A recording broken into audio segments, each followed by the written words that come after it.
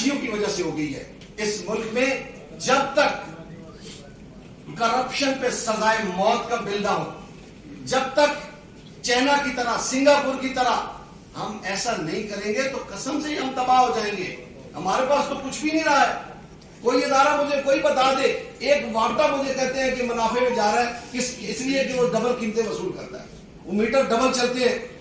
हम एक एक ताजर का छोटी छोटी 10 बाई 12 की दुकान होती है, बेचारा बत्तियां बंद रखता है, एसी नहीं चलाता है, 20,000 बिल आ जाता है, 25,000 बिल आ जाता है, 30,000 बिल आ जाता है। तो उसका जिम्मेदार कौन है? हुकूमत वक्त है। हुकूमत वक्त ने आज तक सिस्टम नहीं बनाया है, हमें कैद आज़म के असूलों पे नहीं चलाया। जो कुछ उन्होंने ख्वाब देखा था हमने तबाह कर दिया भाई। हमने करप्शन की है। वो एक पुल बनता है 4 अरब उस पे उसका बिल बन जाता है, लेकिन वो बनता है 1 अरब में, पता नहीं 3 अरब किसके जेब में डल जाता है। यही सड़कें बनती हैं, उन पे यही हाल हो रहा है। तो कब कौन रोकेगा यार? कोई तो मसीह आगे आ जाए, कोई तो इस मुल्क को संभाल ले, कोई तो कहे कि भाई मैं करप्शन पे कोई तो ऐसा इनकलाब ले आए कि करप्शन कोई बंदा न कर सके। जब करप्शन रुक जाएगी हर बंदा खुशहाल हो जाएगा। ये पेट्रोल आज मेरे ख्याल में पता नहीं 50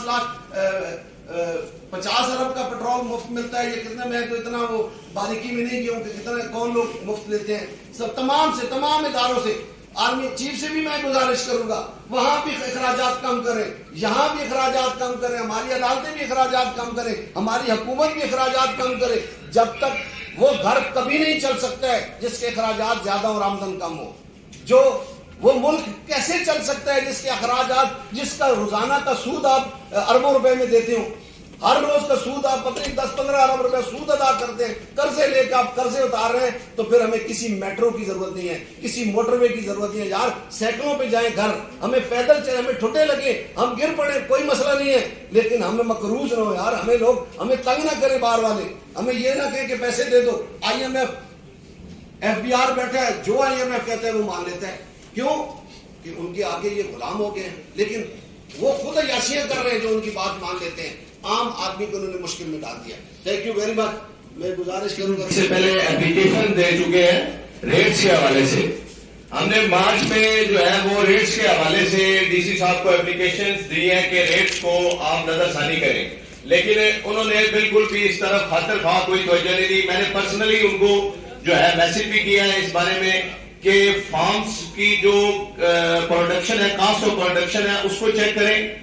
फार्मर्स के बहुत ज्यादा मसाइल हैं, हमारा फार्मर जो है वो पिस रहा है और ये दूसरी कंपनियां और हमारे जो है वो ऐसे इदारे हैं जो किसी लॉबी के जरिए काम कर रहे हैं कि डेयरी फार्मर्स को और हमारे दूध के बिजनेस को कैप्चर किया जाए। लेकिन इंशाअल्लाह अज़्ज़ा वजल हम ऐसा कभी भी नहीं होने देंगे। हमें अपने बच्चों का रिज़्क़ अजीज है, हम अपनी जान दे देंगे, लेकिन इंशाअल्लाह डेयरी सेक्टर पे आंच नहीं आने देंगे। DC साहब से इससे पहले हम रिक्वेस्ट कर चुके हैं कि आप रेट्स की नजरसानी करें। एक हफ्ते में 2 दफा जब पेट्रोल बढ़ता है तो ये कौन सी साइंस है? DC साहब हमें बताएं कि हम दूध का रेट ना बढ़ाएं। कोई आपके पास ऐसा लॉजिक है, ऐसा अलजबरे का कोई सवाल है जो हल नहीं हो रहा, तो वो हमें बताएं। हम आपके साथ बैठ जाते हैं और आपको बता देते हैं कि ये जब पेट्रोल बढ़ता है तो हर चीज बढ़ती है। कैसे हुकूमत से जो है वो 45% जो है गैस बढ़ा दी, बिजली का जो है वो रोज बरोज रेट बढ़ा रहे हैं। जब हुकूमत से महंगाई कंट्रोल नहीं हो रही तो ताजर कैसे कंट्रोल करेगा? अगर आपके पास कोई ऐसा लॉजिक है तो हमें बताएं ताकि हम उस पर काम करें और उस तरह हम सस्ता दूध आवाम को दें। हम भी चाहते हैं हमारा जब रेट्स कम होते हैं तो हमारी चीजें ज्यादा बिकती है, हमारी सेल ज्यादा होती है, लेकिन हमने शाम को अपने बच्चों के लिए रिज़्क़ लेके जाना होता है, लिहाजा नुकसान में हम कोई काम नहीं कर सकते। इसके साथ साथ जब कीमतें पेट्रोल की बढ़ेंगी तो आपको पता है कि हर चीज की कीमत साथ साथ बढ़नी है। सितंबर 2021 में हमें रेट दिया गया है 140 रुपए दूध का, जिस वक्त पेट्रोल की कीमत 111 रुपए थी। आज पेट्रोल की कीमत जो है वो डबल हो चुकी है। उस लिहाज से पेट्रोल की कीमत के लिहाज से पेट्रोल उस वक्त सस्ता था और दूध महंगा था। दूध 140 रुपए लीटर था और पेट्रोल जो है 111 रुपए लीटर था।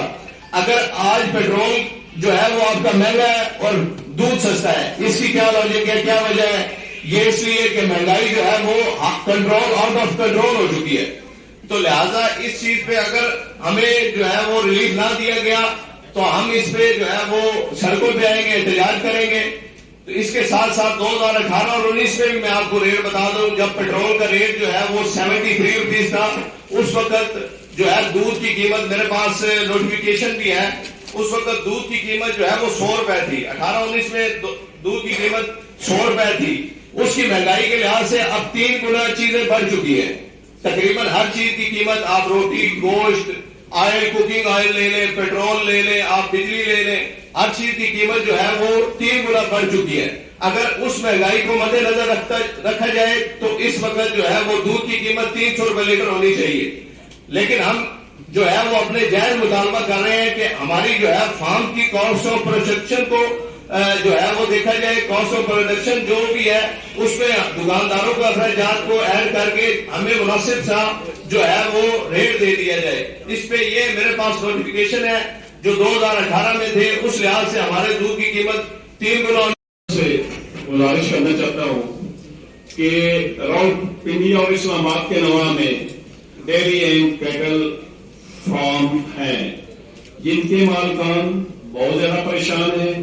یہ پنڈی اور اسلام آباد کے شہریوں کو 2 گھنٹے کے اندر ملکنگ پروسیس کے بعد دودھ سپلائی کرتے ہیں تازہ اور فل فیٹ کے ساتھ. اسلام آباد پنڈی کے مضافات میں جو ڈیری فارم ہیں وہ فوری طور پہ یہاں پہ دودھ پرووائڈ کرتے ہیں اور سپلائی کرتے ہیں اور اینڈ یوزر تک ہمارا دودھ پہنچ جاتا ہے. لیکن جو کچھ اسلام آباد اور پنڈی میں کے مضافات میں ہمارے ڈیری فارم ہیں, ان سب کے پاس جو بھی راشن آتا ہے, سبز چارہ آتا ہے, چوڑی آتی ہے, فیڈ آتی ہے, جو بھی چیز آتی ہے وہ ساری پنجاب سے آتی ہے. اور یہ موجودہ پیٹرول کی قیمتوں کے بڑھنے کے ساتھ ساتھ دودھ کی قیمت میں اضافہ نہیں کیا گیا. ڈیری فارمر کا استحصال ہو رہا ہے, سخت پریشان ہے. کافی ڈیری فارم ہمارے دیکھتے دیکھتے نیلام ہو رہے ہیں اور ان کے بوجھ تلے دب رہے ہیں. جو توڑی ہے وہ بٹھوں پہ, اینٹوں کے بٹھوں پہ اس کو جلایا جا رہا ہے. اور اس کے علاوہ سبز چارہ جو ہے آج کل 500 روپے 1 من کے حساب سے فروخت ہو رہا ہے. فیڈ جو ہے وہ کہاں 2000 روپے تھی اور ابھی 3200 روپے ہے. اسی طرح کھل اور باقی اجناس جو بھی اور میڈیسن جو مویشیوں کی ہے اس میں روز سے بڑا اضافہ ہو چکا ہے. ہم نے چند دن پہلے سے ڈی سی صاحب اسلام آباد سے ریکویسٹ کی تھی اور ان کے پی اے حکیم صاحب, ان کے پاس ہم نے ریکویسٹ کی کہ ہمیں ٹائم دے دیں ڈی سی صاحب سے. ڈی سی صاحب کو اس نے پٹ اپ کیا ہے کہ ڈیری فارمر جو ہے وہ آپ سے ملنا چاہتے ہیں, ان کا آفر ملنے چاہتا ہے, لیکن ابھی تک ہمیں ٹائم نہیں دیا گیا. اسی طرح ہماری درخواست جو ہے وہ پنڈی میں بھی ڈی سی صاحب کے دفتر میں ہے اور وہاں بھی ابھی تک ہماری ڈسکشن نہیں ہو.